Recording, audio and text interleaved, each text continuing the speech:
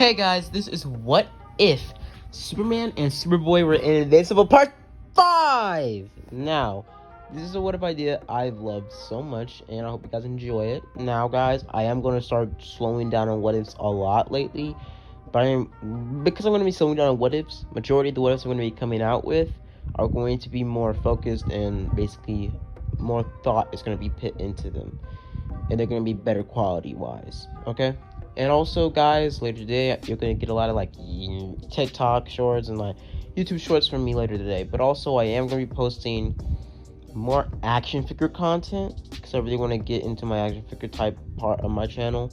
So I'm going to be posting a lot more stop motions and mainly action figure reviews and custom reviews and stuff like that.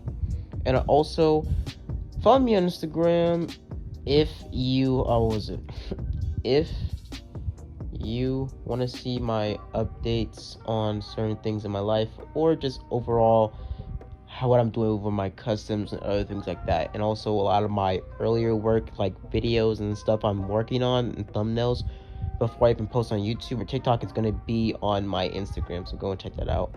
And I hope you guys enjoy the video, and let's just dive right into this fan fiction. Last part we saw, well, pretty much Jonathan and Invincible would have gotten clapped last episode, and pretty much it went very well, like, just bad for all of them.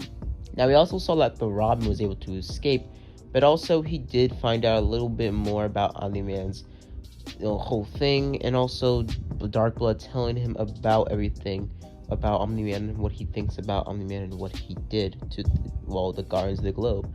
As the Robin is convinced Omni-Man is the reason behind this. As the Robin goes into more investigation. The episode doesn't start off in the college area, because we're on episode 6 right now. It starts off where, well, the Robin would have been in the dark cave, or the wing cave, Darkwing cave, what Darkwing was, pretty much working at. As the Robin would have been working there, as this whole cave area would have actually been off record and would have been made out of a certain material, pretty much a certain material that was very strong, and also kept a lot of super type hearing and things like that out of its range. Basically, it was a cave that was impenetrable and no other superhuman senses could look through it, and was made from a certain frequency that it changed or shifted so much that it was just a big blur if anybody tried to x-ray see through it. So it was very much impossible to see or recognize or even get in, for that matter. Now, pretty much the Robin would have been working on a very high-tech gun, trying to figure out a certain way to take down the Vulturemites or Omni-Man's DNA, as he would have gotten a piece of DNA from pretty much Invincible from the blood fight with Battle Beast, as he would have found out that his blood was a lot more sweet. His blood was stronger, and it was Vulturemite, but if he was able to disintegrate it fully, it could leave a dent to Omni-Man. So he started going into work, trying to figure out a certain frequency, laser blast, blade, or item, or even material that could pierce through, Vulturemite skin. Now, we'll get switched to, Omni-Man and the college area. Now, the episode would have started off exactly the same, but Jonathan being in the hospital, and Lois and Superman being, very much filled with rage, as we would get switched more to Clark's story, and how Clark would really impact the story even more. As we get switched to after the whole hospital incident, after everybody would be shown, Lois and Clark would have been filled with so much rage yet again, but mainly Lois would have been more or less sad for a child. But Jonathan would have woke up about an hour after, after Mark would. As Mark would have asked about Jonathan and how he's doing, as Nolan would have said that he's doing okay, and he's still unconscious, as Clark would have shown up in the room saying that he's awake now. As he would have came to Mark saying, "Are you okay, son?" As Omni-Man would have scoffed at Superman, saying he's not your son. As, Clark would have looked at him, as they would have stared down at each other, as Clark would have walked off, as he would have tried to pretty much pull Nolan aside. As Nolan would have talked to Clark, as Clark would have asked Nolan what happened, and told Nolan that I saw you there. What happened? As Noah would have said, I don't know what you're talking about. As they would have stared at each other even more and more, them getting even more intense and the situation getting even more high stakes. As if they started brawling right now, a lot of people would have started to die. As Clark would have just walked off, him letting go his rage, but also being very more suspicious about Nolan and being halfway all the way convinced that Nolan killed the Guardians of the Globe. As we get switched to Robin in the cave with Darkblood, as Darkblood and Robin would have been trying to figure out a way to kill Omni-Man, but also trying to figure out a way to, well, show the truth. As for some way, somehow, Robin was able to get a security camera, security evidence, trying to salvage the technology, trying to salvage the recordings of the sound and also all sorts of other things, trying to figure out like the best way possible to get the footage very well in good detail to really just get Nolan framed, not framed, but show the truth. But we get switched to, well, later on in the episode. As this episode is not really that eventful, and this is mainly the part where a lot of things start to go down and the stakes start to get really high. As we get switched to Mark going back home or talking to, well, Amber, as he would have talked to her, pretty much telling her I'm sorry and that I got hit with a bus and all this other stuff, trying to clear up things that happened in his life when he was knocked out for those last couple days. As we get switched to Mark talking to Eve, as the whole conversation would have happened exactly the same. But we get switched to, well, basically them going to the college area and basically checking out of college, all three of them. Basically William, Mark, and Amber. As this would have all happened, their story becoming exactly the same, not really changing much at all. Their story happening separate. Now we're going to be focusing more on this extra story for the fanfiction to happen. Now, we start with our story, or our other story, with Robin back on track. As Robin would have been trying to figure out best way to kill Nolan, as he would have tried out laser attacks, frequencies, acids, certain materials, and even trying to see if Ultramites could be drowned. Now, he would have tried to figure out more and more, but Ultramites could be drowned, but they could hold their breath for days on end, or hours, even weeks. So, it's simple. I'm pretty sure you couldn't contain a Ultramite in water for multiple days on end without them either breaking through the water or either just flying out the water. So it was a very, old drowning situation wasn't really on the table. Now, we could switch to, well, Nolan figuring out that people are on his track, especially Clark, as he's more filled with a lot more, let's just say, guilt, but a little bit more of not really guilt, but nerve-wracking that he might be found out, and that his family might turn on him trying to make it right. As we see that Jonathan would have gone back to school, clearing up things with school, and basically going with his father. As his father would have took him to the Fortress of Solitude, talking to him about what's going on. As he would have asked Jonathan, or Jonathan would have asked his dad about things that were going on, and basically Jonathan's dad or Clark would have answered that certain things were going on and that I really need you to know more about this, son.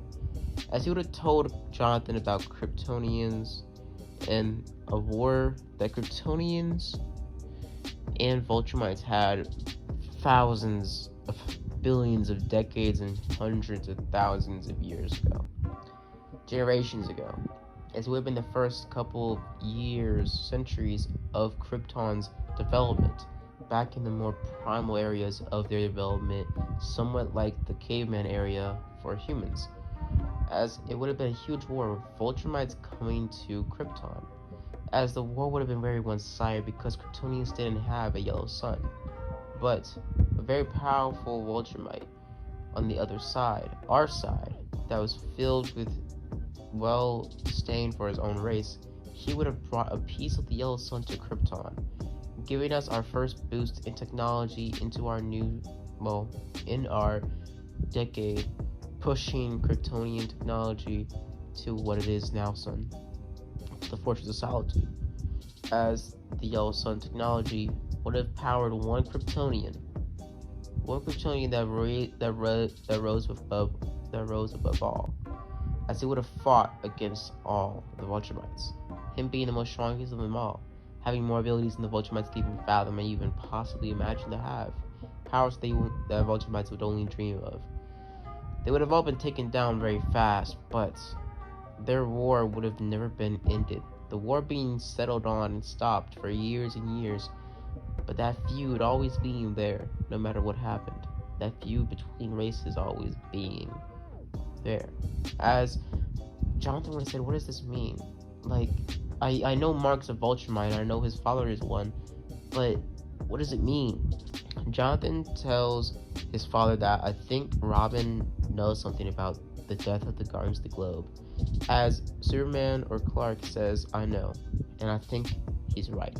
As we get switched off from their story, as we get switched to Robin, grabbing a powerful looking gun, as he would have charged it up, as it would have shot a blast of green radiation. Him trying to see a kryptonite would be effective on Vulturemites, but seeing no real change in it. But him also switching to other abilities they might have that might attack him internally other than physically and outside, as they would have gone into more frequent noises, making a sound gun. As the sound gun would have had a lot of effect on Vulturemite DNA, as it would have structurally decreased the density of the blood, making their bones or blood more, malleable or mushy, making them at least a 50 to 30% weaker than half Vulturemites, making them them still being incredibly strong, fast, and durable, but them being able to be hurt more in terms of feeling pain and being overwhelmed by people by their own strength, basically making them human-like in terms of strength compared to other full-blooded Vulturemites that are stronger and older. Now, to put it simple, Vulturemites also have a certain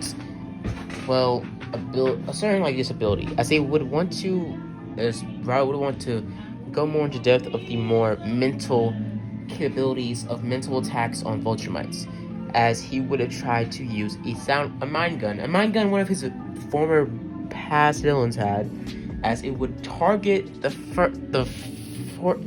left side of the brain or certain parts of the brain to cut off cognitive functions or motor skills, making the Vulturemites or a person wobbly or nauseous or just not being able to walk or even have a balance for that matter, making them just fall over. So to put it simple, making them literally, nothing. So he would have tried to use this sort of gun, as it would have looked like a normal, cartoony type alien blaster, but it would shoot off a certain pulse frequency that would target the mind of a certain person or, organic being, as it would target his brain, making it practically useless in terms of, motor skills, making them wobbly, drowsy, or basically just not being able to defend themselves, like in terms of dodging or blocking. Vulturemites would still be invulnerable, but their mental abilities, like their reflexes and other things, would have been very much just destroyed. Now, other things such as the whole sound wave with their ears would have also been a part of the tools that Robin would have had. Robin making a bunch of weapons in his arsenal that would go up against Vulturemites. Him also making a certain batarang that he thought would work, or he thinks will work, on a Vulturemite. It had a certain frequency to it, so it would hit the Vulturemite's body, sticking or either cutting through their skin, not really knowing this type of metal he used. Him using an extraterrestrial steel that he got off of a nearby Martian ship on Mars, and also testing it out and mixing it with every sort of metal or space metal or earth steel he could possibly find that's the strongest, and merging it into one singular batarang, 3 batarangs to be precise, as it would hit or stab a Vulturemite. Then it would set off a huge burst of sound, making their ears bleed and making their senses disorientated, and then taking down their motor skills with another sound wave that would attack their brain, making them even more drowsy and dizziness, as it would also have a pretty much open area to shove a blade made of the same metal that might stab or cut through a Vulturemite, but it's very risky because he never really tried it out through Vulturemite's skin. Now, we can switch to, we can switch to Jonathan. Jonathan and Clark wouldn't train together. Basically, Clark telling Jonathan that I think Omni-Man has killed the Guardians Club, and we need to confront him fast. And you said Robin has some, things against him, or some evidence against him that we can use to really lure him out. As Jonathan says, why can't we just go over to him and you just take him down, Dad? As he would say, we need evidence first. Sully won't take him in or put him under surveillance if we don't know for sure that he did it for sure. As we get switched to, the next episode, as this is going to be near the finale. We get switched to episode 7. As we see Invincible take down one of the robot dudes from last episode, basically being a whole big thing. As we get a little recap of last episode, like the same episode I just mentioned to you. Now we can switch to the Molar twins. They're making a twin for a robot, or a body for a robot. And we also switched to a recap of all sorts of other things that happened in that episode I didn't really narrate. But we can switch to Debbie waking up without Nolan by her side. As we get switched to Eve waking up in her little penthouse, or I guess little treehouse area, going out for training or just saving the world or the natural environment. As Nolan and Debbie talk, as we get switched to that little bit of back and forth with each other. Now we get switched to Mark going home after the whole college trip and after everything that happened. As we get switched to him showing himself and telling Amber that he is invincible, but her saying I already knew, and with other bull and everything going on. Now we get switched back to pretty much the Guardians Globe, with a new Guardians Globe with Rex, Duplicate, and Monster Girl, and all of them welcoming back of each other. As we see that Black Samson got his powers back as well. And we also get switched back to the Merler twins, as the Merler twins would have gotten pretty much introduced to a new body of robot. As Robert would have came down there looking for the body they made. As they would have done the procedure, as they would have switched his mind into the new body, as it would have stopped there. As we get switched back to Mark being kind of depressed by everything that's going on about pretty much Amber leaving him and all this other bull. As we would have switched to Jonathan, as Jonathan would have flew down there, pretty much opening the door and telling Mark that he needs to come with him. As we get switched to Mark going with Jonathan. As we get switched away from that, we see that Debbie goes to Cecil, telling him what she thinks is going on with Nolan, and about how he may be the reason of the Guardians of the Galaxy's death, the Guardians of the Globe's death. As we get switched to Nolan talking to Mark, as Mark and Jonathan would have been, you know what I'm talking about. If you've seen the episode, we see that Omni-Man or Nolan is basically going through the talk in his head with Mark, trying to convince Mark. Now we see that Jonathan and Mark are taking down a nearby monster. As we see that the monster basically is taken down or being dealt with, but before that we see that Nolan absolutely bodies the people there that are at the facility where Cecil set up his whole thing, or facility they were looking at to pretty much basically just spy on Nolan. But we see that the whole thing is put up into blaze and they blow it all up. But Cecil watches as Omni-Man is unfazed by this whole thing. As we get switched to Jonathan and Mark, and also them meeting up with Eve, as they all talk together. But before that, we see that they actually do go to fight the monster, but everything else goes off in the story. They still, three of them all talk about everything that's going on, but also Jonathan also tries to tell Mark what's going on and what he thinks is going on with his dad. As Jonathan is told by Jonathan tells Mark what he thinks about his father, and Mark is confused. He's saying, no, my dad isn't a killer. He's not like that. He definitely didn't kill the Guardians of the Globe. I guarantee you that. him saying, I don't believe it, and all this other bull and stuff on top of all this. It's eventually Mark is so deranged, saying, Jonathan, you don't know what you're talking about. My dad didn't kill anybody. My dad didn't kill the Guardians of the Globe. My dad isn't a murderer. He's a hero. As Jonathan would have said, I know you think that, but that's not true. He is a killer, and he killed the Guardians of the Globe. I don't know why, but he did it, and we have evidence. As he shows Mark, or tries to show Mark, a video recording that he got a couple minutes ago that was sent to him by the Robin. As he was stopped, and it's simple, well, Mark doesn't, watch it, and he slaps it out of, Jonathan's hand as the phone goes flying. As Jonathan tells him, what the heck, man?